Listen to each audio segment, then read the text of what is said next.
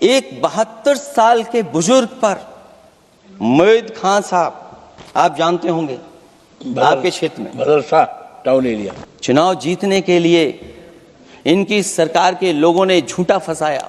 72 वर्ष के बुजुर्ग को 19 महीने जेल में रखा गया, समाजवादी पार्टी को बदनाम किया गया और न केवल उसको जेल भेजा बल्कि उसकी दुकानें और उसकी बेकरी पर भी बुलडोजर चला दिया आपने। कई सौ पुरानी दाल मंडी जिसमें केवल वोट नहीं मिलता इसलिए दाल मंडी को आप डिमोलिश कर देंगे आप। एयरपोर्ट घोटाला, एयरपोर्ट बनते ही पानी टपकने लगा। एयरपोर्ट तो दिल्ली का है, बजट तो दिल्ली ने दिया होगा। आपका स्मार्ट सिटी कैसा है? इंदौर में पानी पीने से कितने लोगों की जान चलेगी सभापति महोदय? और कोई शहर बता दीजिए जहां कूड़ों का ढेर ना हो। मेक इन इंडिया का जो शेर था वो जंग खा रहा है सभापति महोदय।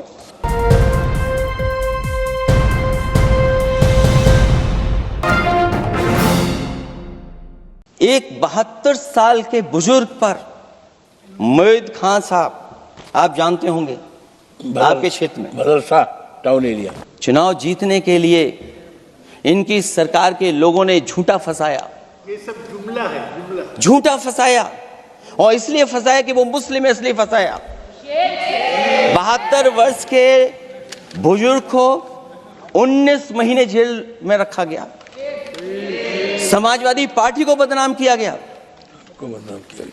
और केवल इसलिए कि चुनाव जीत जाए आप, अयोध्या का चुनाव जीत जाए, क्योंकि अयोध्या का चुनाव हारे थे आप लोग। मैं अयोध्या की महान जनता का धन्यवाद देता हूं कि उन्होंने कम्युनल पॉलिटिक्स का समापन किया है। वो विकास के रास्ते पे जाना चाहते हो। मैंने पहले भी कहा, फिर कहता हूं, आपका विकास अयोध्या का तो मैं जानता हूं कैसा है, क्योंकि लोगों ने काशी को क्यूटिव बनते नहीं देख पाए।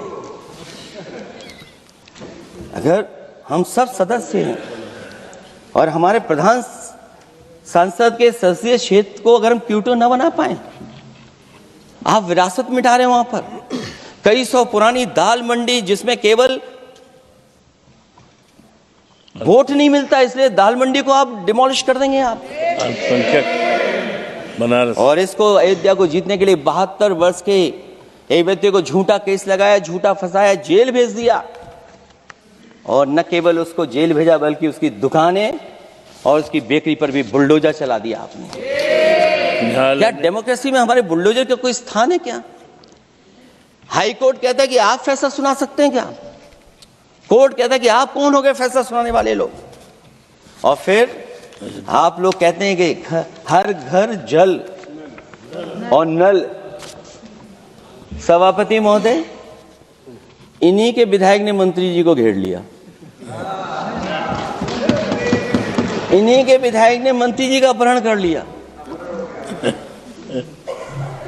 और ये कहते हैं कि हम तो, हमारे कोई अराजकता नहीं है। ये कहते हैं इन्वेस्टमेंट लाएंगे, हम एमओयू साइन करेंगे। सभापति महोदय, देश के प्रधानमंत्री, देश के सबसे बड़े उद्योगपति उत्तर प्रदेश पहुंचे थे, एमओयू साइन किए गए, लाखों करोड़ के एमओयू साइन हुए और एमओयू साइन होने के बाद जमीन पर कितना उतरा ये बताए सरकार। एमओयू के बाद सरकार बताए कितना जमीन पर उतरा है। इन्होंने जब कश्मीर का 370 हटा रहे थे सभापति महोदय, हाँ ना, बजट ही है ये एमओयू में, क्योंकि इंसेंटिव अगर नहीं देंगे तो कौन आपका इन्वेस्टमेंट लाएगा? ये राज्य का विषय नहीं है सभापति, राज्य से प्रधानमंत्री आते हैं और आपने ये कहा कि प्रधानमंत्री के क्षेत्र में हमने देश में कहा कि हमने 1000 किलोमीटर मेट्रो बिछाई है। आपने देश के प्रधानमंत्री के क्षेत्र में क्यों नहीं मेट्रो बिछाई? क्यों नहीं बिछाई आपने? आपने देश के प्रधानमंत्री के क्षेत्र को एक्सप्रेस वे से क्यों नहीं जोड़ा आपने? क्योंकि आपके पास बजट नहीं है। अटल बिहारी वाजपेयी जी के आपने नाम से एक्सप्रेस वे क्यों नहीं बनाया? बताइए आप, ये बजट नहीं है आपके पास।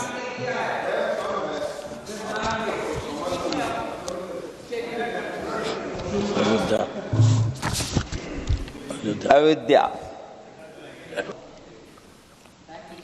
अयोध्या रेलवे स्टेशन, हमारे कन्नौज का रेलवे स्टेशन बनते ही गिर गया और गिरने के बाद अभी तक नहीं बन पाया।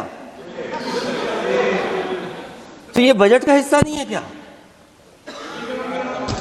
आप वाटरवेज बात कर रहे हैं, गंगा साफ नहीं है, आप पानी का जहाज कहां ले जाएंगे? बिहार में जाकर के रुक जाएगा। पिछली बार भी एक पानी का जहाज चला था, बनारस से जाते ही बिहार में रुक गया, जाकर के पटना भी नहीं पहुंच पाया। Rampath, sewer line smart city का हिस्सा है। आपका स्मार्ट सिटी कैसा है? इंदौर में पानी पीने से कितने लोगों की जान चलेगी सभापति महोदय? और कोई शहर बता दीजिए जहां कूड़ों का ढेर ना हो। जब देश के प्रधानमंत्री जी ने झाड़ू उठाया हो और उसके बाद भी कहीं कूड़ा ना हटे सभापति महोदय।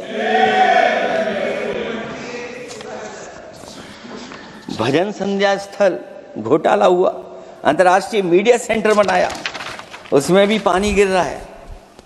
लाइट सजावट की चाइनीज आई हैं। अयोध्या, हमारे देश का कारोबार कैसे उलझा दिया आपने? चीन और अमेरिका और थोड़ा बहुत रशिया, विदेश नीति तो असफल हुई है, लेकिन हमारा बाजार को भी पूरा बेच दिया। और चीन के सवाल पर सभापति महोदय, चीन हमारी जमीन पर भी निगाहें रखे हुए है और हमारे बाजार पे भी। इसलिए जो सरकार फैसला ले बड़ी सावधानी से ले। मैं कितनी बातें बताऊं वहां पर। सेना जमीन ले लिया, जमीनें जाने कहां चली गई हैं। इसलिए सभापति महोदय, ये बजट दिशाहीन है। ये 2047 में हमारा विकसित भारत तो नहीं बनेगा।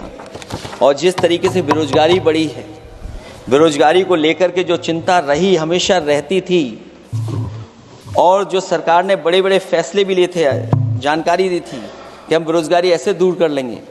मेक इन इंडिया का जो सपना दिखाया था, आखिरकार मेक इन इंडिया का सपना कहां पूरा हो पा रहा है? मेक इन इंडिया का जो शेर था वो जंग खा रहा है सभापति महोदय।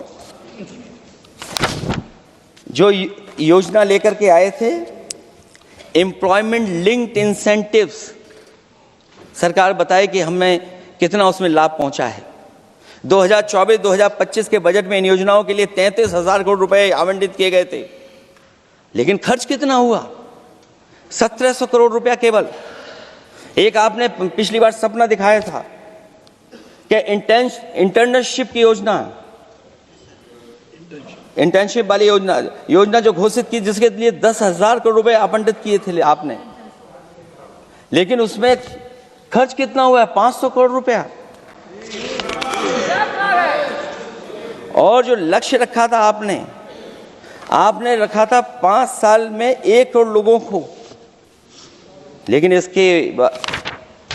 इसमें आए कितने? 1,65,000 लोगों ने फॉर्म भरा, ऑफर दिया उन्होंने, लेकिन फाइनली जिसमें ऑफर जिसका सिलेक्ट हुआ वो केवल 16,000 लोगों को काम पहुंचा है। सोचिए, हमारा देश इतना बड़ा, जहां करोड़ों को आप इस योजना से जोड़ना चाहते थे, केवल 16,000 लोग जाएंगे उसमें। ये आपको बेरोजगारी खत्म करने की योजना है आपकी?